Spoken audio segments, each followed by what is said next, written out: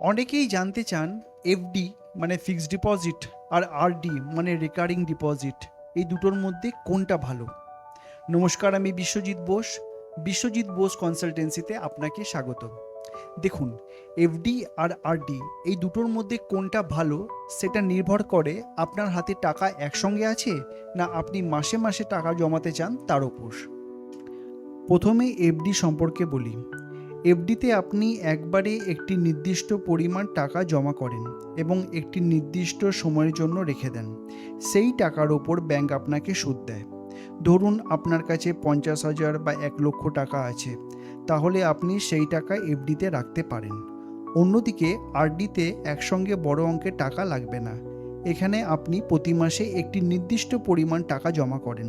ধরুন আপনি প্রতি মাসে 1,000, 2,000 বা 5,000 টাকা করে সঞ্চয় করতে চান, তাহলে আরডি আপনার জন্য ভালো বিকল্প হতে পারে। এফডির সুবিধা হলো একসঙ্গে বড় টাকার বিনিয়োগ করে সুদ পাওয়া যায়।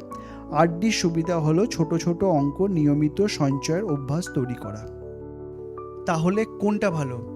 যদি আপনার হাতে টাকা একসঙ্গে থাকে তাহলে এফডি আপনার জন্য ভালো হতে পারে, আর আপনি যদি মাসে মাসে টাকা সঞ্চয় করতে চান তাহলে আরডি আপনার জন্য ভালো হতে পারে। এফডি হলো এককালীন বিনিয়োগের জন্য আর আরডি হলো মাসে মাসে সঞ্চয়ের জন্য। দুটোই তুলনামূলকভাবে কম ঝুঁকিপূর্ণ সঞ্চয় পদ্ধতি, যা সাধারণ মানুষের জন্য খুবই জনপ্রিয়। যদি ভিডিওটা আপনার ইনফরমেটিভ মনে হয় তাহলে ভিডিওতে আপনি একটা লাইক করতেই পারেন। আর ভবিষ্যতে এরকম ইনফরমেটিভ ভিডিও আরও পেতে এই চ্যানেলটাকে বা পেজটাকে একটা সাবস্ক্রাইব বা ফলো করে রাখতে পারেন। ধন্যবাদ। আমি বিশ্বজিৎ বোস।